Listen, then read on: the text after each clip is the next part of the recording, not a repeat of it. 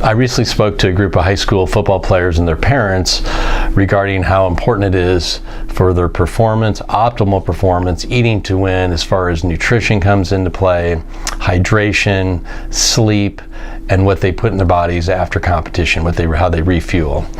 But it really pertains to any athlete. So even though the football players are preparing for next fall season, soccer players, volleyball players, basketball players, any athlete. So we talked about some key points as far as nutrition. And when we think in diet nutrition, we're all different, but there's some common principles, guidelines as far as what we should eat. And when we're eating a diet that's high in sugar, processed food, junk food, then we're not getting our body the proper quality of proteins, fats, carbohydrates, vitamins, minerals. So what that means is if your diet is poor, so think of yourself as this, Ferrari, this machine, and what type of fuel you're putting in your body is what you're going to get out of it. So we talked about eating more vegetables, more fruits. So think in terms of good carbohydrates, good fats in the form of like nuts and olive oil, avocados, good sources of protein, tuna, turkey, chicken, fish, plant-based protein.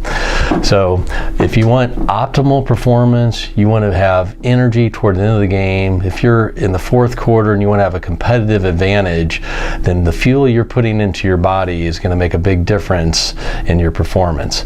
So if you look at any of these athletes, and I'll give you Russell Wilson as an example, quarterback for Seattle Seahawks, he sustained an injury, he gained some weight, and what he did, he ended up hiring some professionals that help him with his diet and exercises. And one of the main things he said is he eats anti-inflammatory foods. And what are anti-inflammatory foods? Well, they're fruits, vegetables, good quality fats, good proteins, and he got rid of refined sugar, flour, processed food, gluten.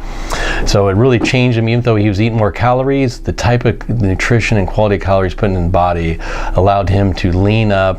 It helped improve his performance, and it's going to help actually reduce the chances of injury and help him recover quicker. We need to increase the amount of fruits and veggies we're getting in our diet. And I know it's hard. It's even, I've been doing this for 30 some years, and I still have to make an effort to get good quality vegetables and nutrition in me. So a simple way would be some type of health shake in the morning where you're taking some greens, you're taking some berries, some type of fruit, some type of quality protein powder, some type of fat. You could do nuts, you could do flax seeds, chia seeds. So importance of trying to minimize refined sugar, refined flour. We talked about seed and vegetable fats. We discussed this in other videos and blogs, but those type of foods are going to create this inflammatory swelling response in our body. And at a young age, it may not affect you, but if you're at the end of the game and somebody else, you're trying to optimize your performance, you're trying to get a competitive edge, the athlete that's same across the board and one's eating a junkier, refined sugar, poor quality diet, and somebody that's eating more fruits and vegetables and good fats and proteins, they're going to have the competitive edge. They're going to have more strength, they're going to have more energy, and they're not going to gas out toward the end of the game. So we stress the importance of how nutrition and eating whole foods and trying to stay away from some of the junk food and the quick easy food and the sodas, and getting more quality nutrition. We also talked about hydration and how important water intake is for our bodies. And this goes across the board. This is going to be, so it really doesn't start on game day. If you're trying to stay hydrated, it should start weeks before, and you should get in the habit of trying drinking water during the day. In the morning, drink a big glass of water, minimum 8 ounces, 8 to 16 ounces.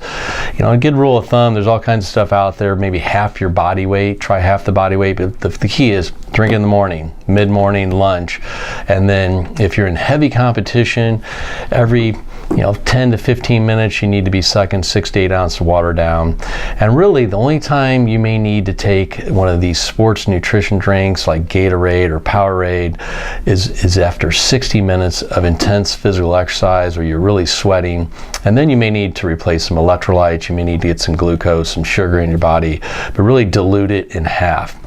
So hydration, if you don't drink enough water, you're going to become fatigued. I know personally for me, but there's been studies that show a 2% reduction in hydration levels in your body results in a 10% reduction in performance. So the bottom line is water, not soda, juice, and even juice. I'll take a minute to talk about juice. It's okay to have a little bit of juice, and it's fine. You guys get away with it, but concentrated juice has a lot of sugar in it, so you're better off eating the fruit or doing it in a blender or shake, a NutriBullet or a Ninja. But water in general, we need to start trying to drink this, make an effort to drink more water and stay hydrated. That'll help with fatigue, that'll help with cramping. And one other note, yes, having bananas, eating a diet with greens and vegetables and fruits is going to provide you good vitamins and minerals. So if you're cramping, you may not be getting enough of those type of foods in your diet.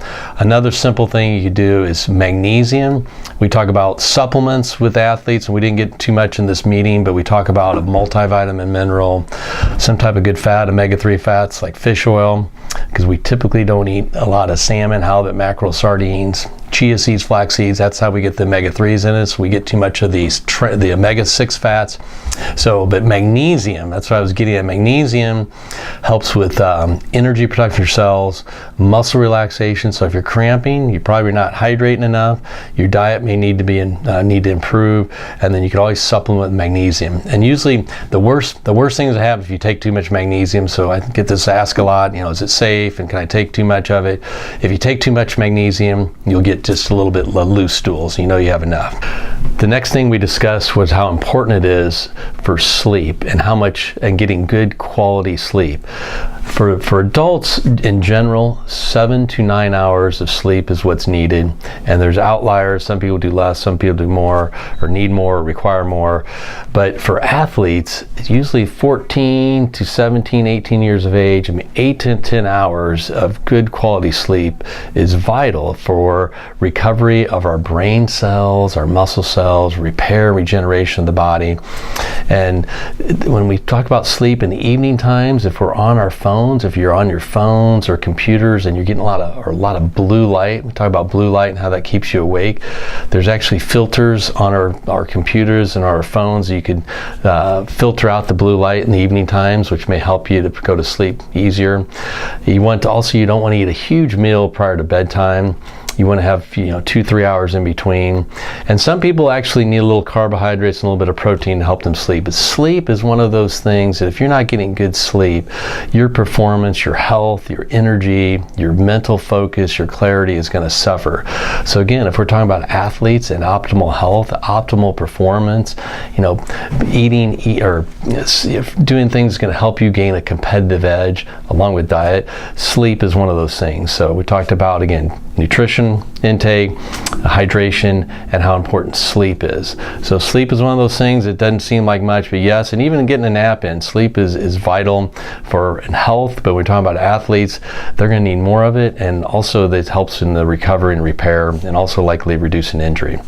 And lastly, we talked about how important it is to refuel and what you're putting into your body, both in the liquid sense and in the hydration sense, refueling, hydrating, after competition, after games. So think about it. If you're just going through an intense physical game and you've worked, hour and a half, 2 hours, your body's going to need to refuel. You're going to need to replenish your muscle glycogens, kind of your sugar stores. So you do need to get some glucose. It would be better to come from fruit, but you could do some of the drinks, half and half of the sports drinks. But if you want to refuel with, again, some type of good quality carbohydrate, a little bit of protein. So some of these shakes, muscle milk, whatever, those aren't bad. But think in terms of if you're going out and you're not refueling, not rehydrating, you're eating fast foods, processed food, you're getting empty calories. So it's not going to get your cells the nutrients to sustain good energy, to repair and recover from all this intense activity, which you're breaking down muscle tissue, you're getting some inflammatory response. So you want to eat good quality foods, anti-inflammatory foods. So if everything is equal as far as training and competition and exercise, how do you gain a competitive edge? One way of doing that is the things we just talked about, what you're putting in your body, nutrition-wise, diet-wise, and hydration, simple things like hydration, sleep, and how you're refueling. So if you want optimal performance, you want a competitive advantage, especially toward the end of the games, these are some of the key things that could help you out.